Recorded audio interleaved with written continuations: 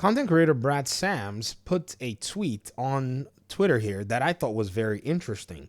It was one about Steam. And to be very honest, I guess maybe my interpretation kind of took off with it. And I was just laughing because the data set that I've seen before, I know where to access. It's nothing novel in that regard.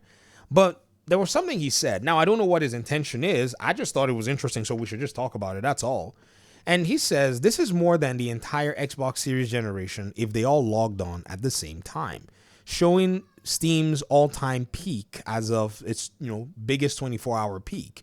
Now, I replied and said, what if you added them to the entire Xbox Series generation as potential customers? And, I just said that and I just kind of like walked away because I wasn't necessarily, thinking too heavily about this particular reality. But then I went back and I said, hold on, what did I just say? I literally just put out what I think is Xbox's business strategy right there in the open. I literally just went ahead and pointed out what I think is the exact reason that Xbox is doing this. I also just basically pointed out why PlayStation is doing this as well. This is a market that cannot be ignored from or by anyone. Its growth has been insane. The technology and its advancement have been insane. And even the console manufacturers, Xbox and PlayStation, are leveraging it. In fact, they moved away from wanting to do this, like Herman Holst in 2020, Phil Spencer pre-2016, and now they have a regular PC pipeline because of this. More than anything else, as these numbers are growing, any business that wants to grow has to find a way to leverage this particular ecosystem. And you know what's actually crazy about it, ladies and gentlemen? Xbox has been, from the console side, one of the benefactors of this. I mean, think about it.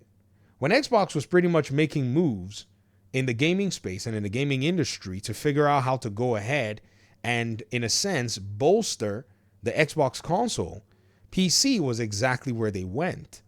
I think I saw a comment just a few hours ago where somebody said that the challenge about, the Xbox console was because Phil Spencer had it out against Don Matrick, that he was the one who destroyed the Xbox console.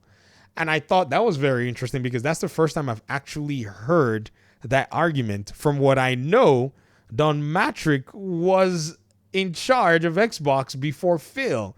And he was the one who literally went ahead and, I guess, said crap to Xbox gamers when they were asking valid questions about the console and, in essence, turned off a lot of Xbox gamers.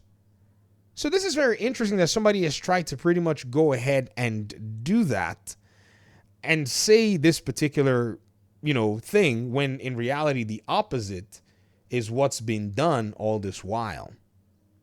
I'm very interested right now, to be very honest with you, ladies and gentlemen, as to why anybody would think that moving your games to another platform is a bad strategy.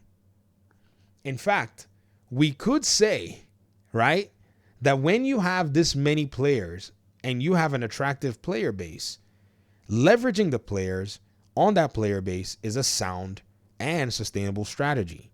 And PC actually shows this as the main thing in this particular regard. But here's what's crazy.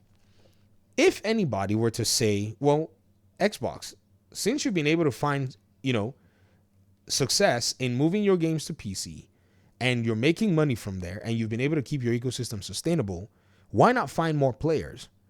And Xbox says, sure, we're going to go find more players. And they realize, oh, wait, there are more players here on PlayStation. It's taboo. I don't understand why.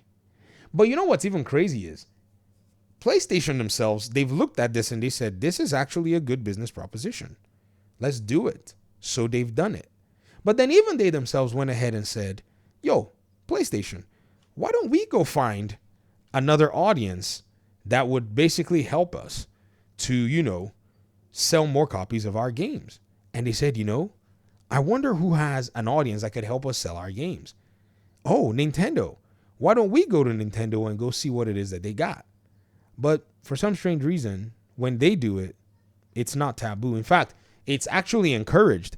It is said that this is a different platform. It is not a competitor to, even though it is, to PlayStation, even though it is, there's no way.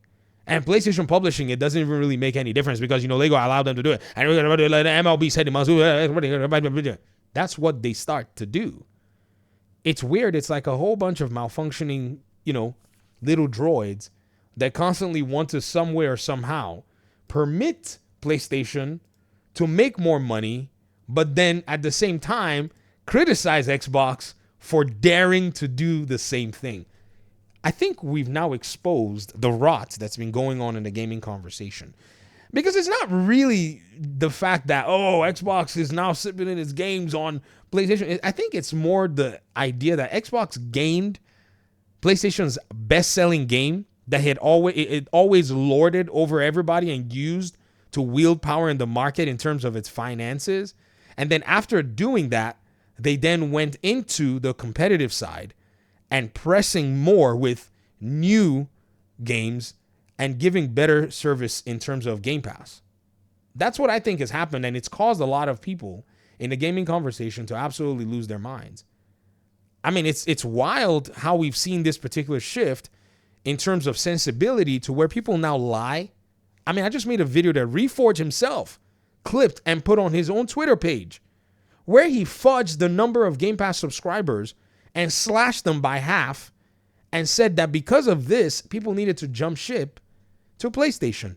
And what's crazy is somebody told me in the comment section of that video that he himself, Reforge, has a Game Pass Ultimate subscription. That's where we are in the gaming conversation today.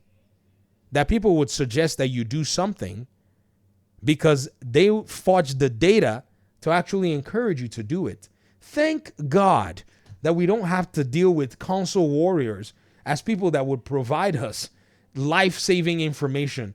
Because if we did, we'd be screwed. Talk to me in the comment section, folks. Thanks for watching the video. Peace out.